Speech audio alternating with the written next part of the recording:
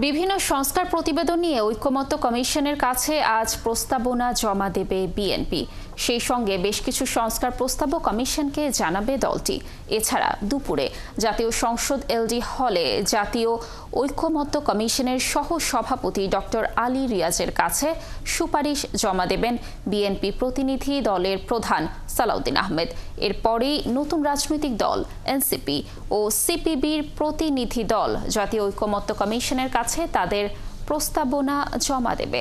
পর্যায়ক্রমে দেশের 38টি রাজনৈতিক দলের সাথেও আলোচনা করবে ঐকমত্য কমিশন।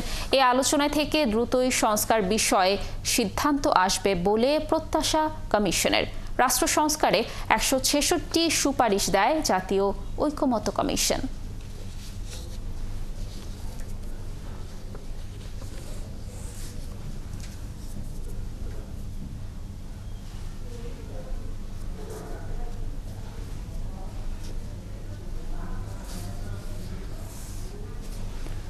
বিএনপির সংস্কার প্রস্তাব জমা দেওয়ার আরও তথ্য নিয়ে আমাদের সাথে যুক্ত হচ্ছেন সহকর্মী শফিকুল হক।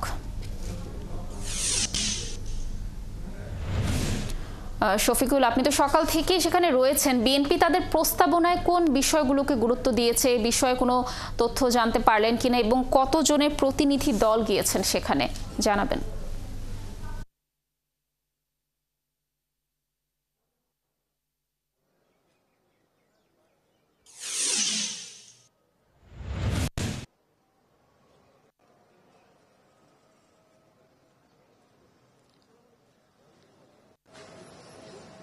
কানিজ মাত্রই বিএনপির স্থায়ী কমিটির সদস্য সালাউদ্দিন আহমেদ তার নেতৃত্বে 3 সদস্যের একটি প্রতিনিধি দল এই জাতীয় ঐকমত্য কমিশনের যে কার্যালয় সেখানে প্রবেশ করেছে এবং তাদের যেই সুপারিশগুলো তাদের দলের পক্ষ থেকে করা হয়েছে সেই সুপারিশগুলো কিছুক্ষণের মধ্যেই 166টি সুপারিশ সেখানে করা হয়েছে।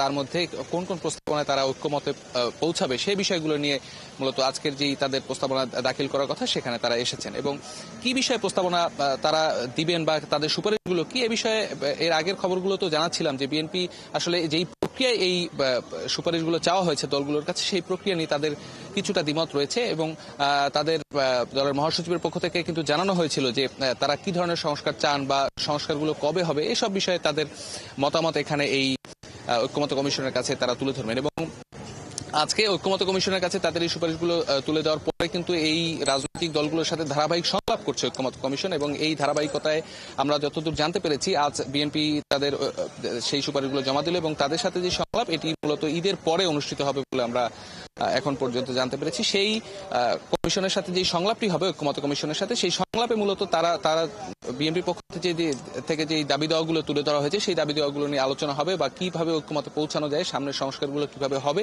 এসব বিষয় নিয়ে মূলত সেই চূড়ান্ত একটি সিদ্ধান্তে এই ঐকমত্য কমিশন পৌঁছাবে এবং এই ঐকমত্য কমিশনের সময়সীমা কিন্তু 6 মাস। আপনি জানেন প্রধান উপদেষ্টার নেতৃত্বে যেই ঐকমত্য কমিশন এবং এখানে প্রফেসর ডক্টর আলী রিয়াজ তিনি এখানে কো চেয়ারম্যান হিসেবে দায়িত্ব পালন করছেন। তারা কিন্তু বরাবরই বলেছেন যে 6 মাসের মধ্যে তারা একটি অবস্থায় পৌঁছাবে, তারা এই ঐকমত্য কমিশনে কি ধরনের সংস্কার হবে বা আগামীতে কি ধরনের সংস্কার চূড়ান্ত করবে এই বিষয়ে সিদ্ধান্ত নেবেন। আমরা এই কিছুক্ষণ আগেই বলছিলাম যে সালাউদ্দিন আহমেদ তিনি এই ঐকমত্য কমিশনে তার যেই সুপারিশ সেগুলো নিয়ে এখানে প্রবেশ করেছেন এবং কিছুক্ষণের মধ্যেই হয়তো তিনি বের হবেন এবং সাংবাদিকদের সাথে কথা বলার কথা। আমরা এখানে অপেক্ষা করছি আসলে কতগুলো 166 যে সুপারিশের কথা বলা হচ্ছিল বারবার, এই সুপারিশের কতগুলোতে আসলে বিএনপি একমত হয়েছে বা কতগুলোতে একমতে পৌঁছাতে পারেনি এসব বিষয় নিয়ে মূলত তিনি সাংবাদিকদের ব্রিফ করবেন। আমরা এখন অপেক্ষা করছি কিছুক্ষণের মধ্যে।